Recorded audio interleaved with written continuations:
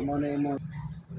O mga buddy, yan yung dadalhin nyo dito pag mag-report kayo.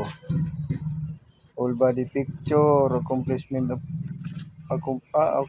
application form, resume with 2x2 ID picture, Video call ko mo sa Telegram. original copy of PSA birth certificate with official receipt, original copy PSA marriage contract of parents with official receipt, senior high school K-12 diploma with dry seal, original copy, transcript of records with dry seal, and so on and so forth. Basahin nyo na lang yung mga clearances, barangay, police, mayor, RTC, NBI, certificate of legal beneficiaries, notarized, yan, affidavit of being single, tax identification number, PhilHealth, pag-ibig number, general copy, PCC number. That's all. Thank you. Okay, good morning ulit mga buddy, mga amigo, mga katribo. Dito na yung batch 9 natin. Ongoing yung pagpipila nila para sa document validation.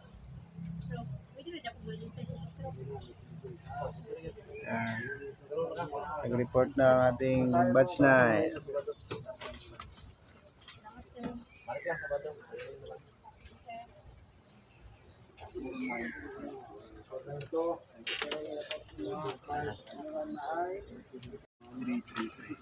Hello ka, Trey? Yes, sir. Pag-ibig. Yan ang followers ni Ranger Patak Vlog. Oh, Jacob Tribes Vlog. Yun. So. 1-2-1-1. Thank you, thank you. Ha? Pang-attach mo 2-1-1. Yan ang mga buddy. Check yung mga documents ni Eman. 76 00 35. Sa plaster din mo doy ha. Buglasan.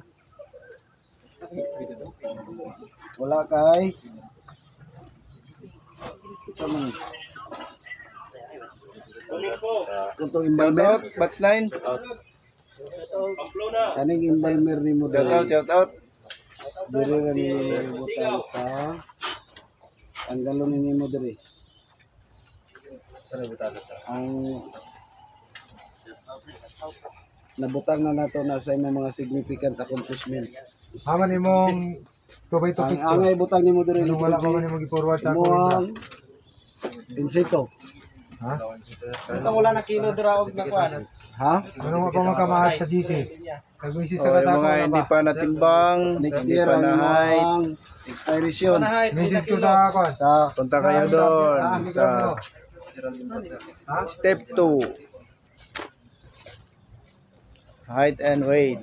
Yan. Step 2. Grabe kainit.